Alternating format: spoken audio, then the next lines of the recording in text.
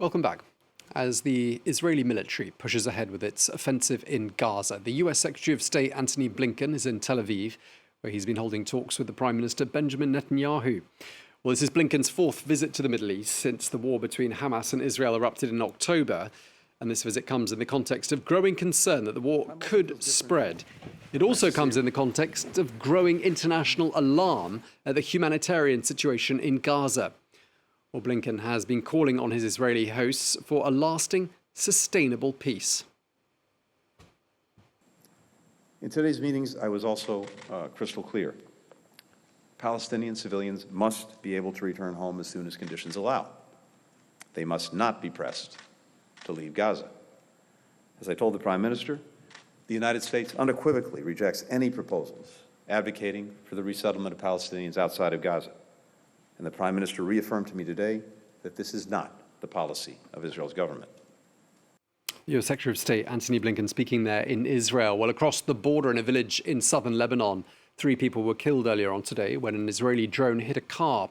It's been reported that the 3 people killed were members of Hezbollah.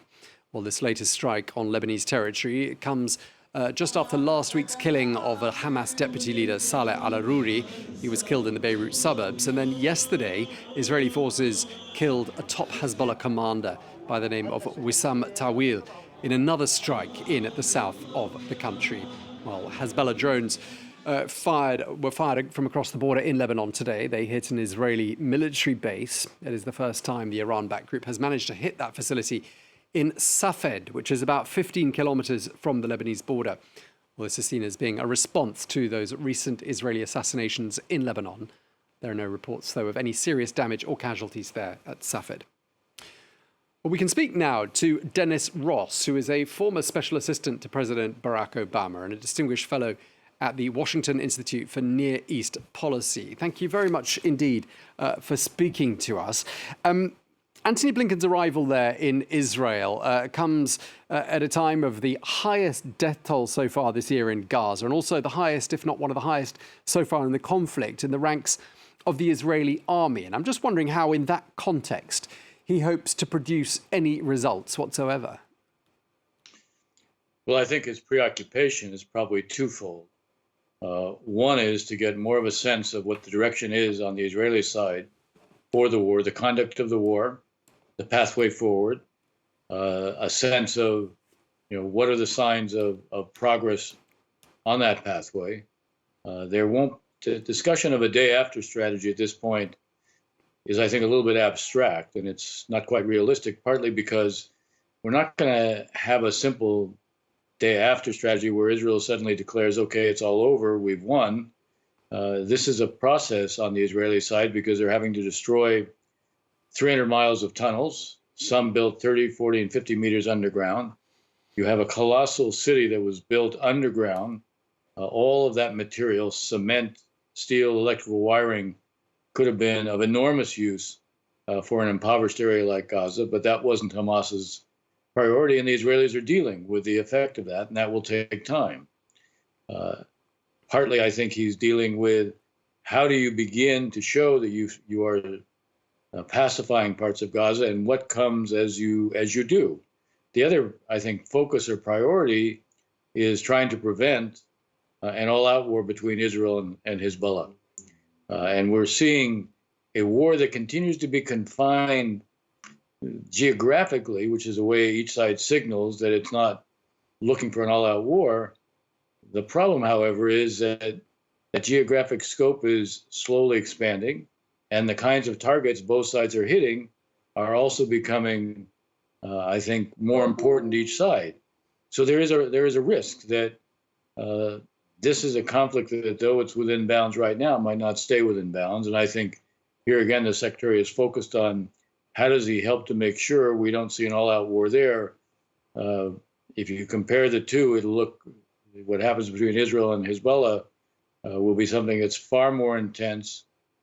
Casualties on both sides will be dramatically higher, and life in Lebanon will grind to a complete halt. In Israel, it may not be the same, but it will also be far different from what's going on right now.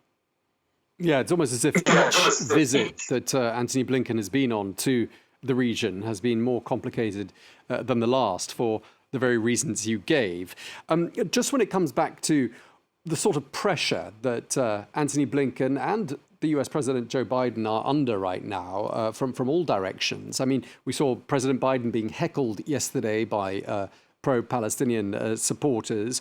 Antony Blinken's been doing a tour of the region where those regional allies of the United States, Arab nations like Jordan and Saudi Arabia, putting a lot of pressure on him to bring a swift conclusion to all of this. I mean, do you get the impression the US really is feeling the pressure to bring this to a swift conclusion, notably in the face of that humanitarian crisis?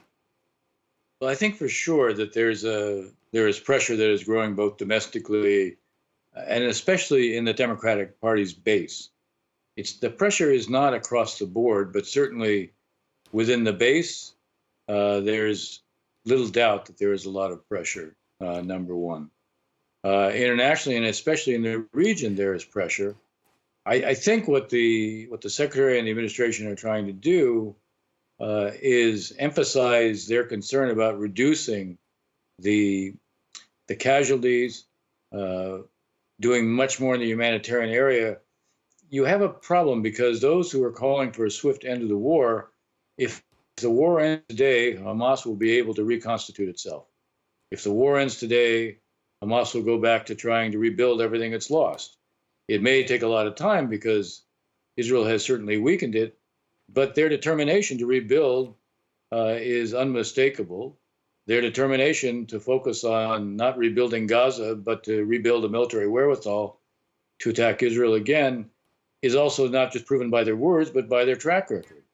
In 2014, you had a conflict that went on for 52 days, and they were determined to get back to where they were, and we see that they got back to where they were and beyond it. So the calling for an immediate end of the war that still leaves Hamas in power or able to rebuild, that allows it to rearm, that's simply a prescription to see this all over again. Maybe it'll take several years, but you'll see it again. So I think that's not where the administration is coming from, but it is trying to change the reality so that the needs of Gazans can be addressed, so the suffering there can be dramatically reduced. And that gives, I think, more time and space to either root out Hamas or create a circumstance where the Hamas leadership chooses to leave. I would love for the Hamas leadership to put the people of Gaza first, but it doesn't. If they did put the people of Gaza first, they could offer to leave, and I think the Israelis would accept that, and you would bring an end to this war.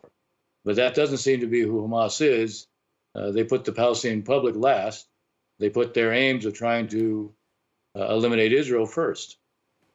Okay, well, thank you so much. I'm afraid we're going to have to leave there. We're out of time. But Ambassador Dennis Ross, thank you very much indeed for taking the time to speak to us here on France 24.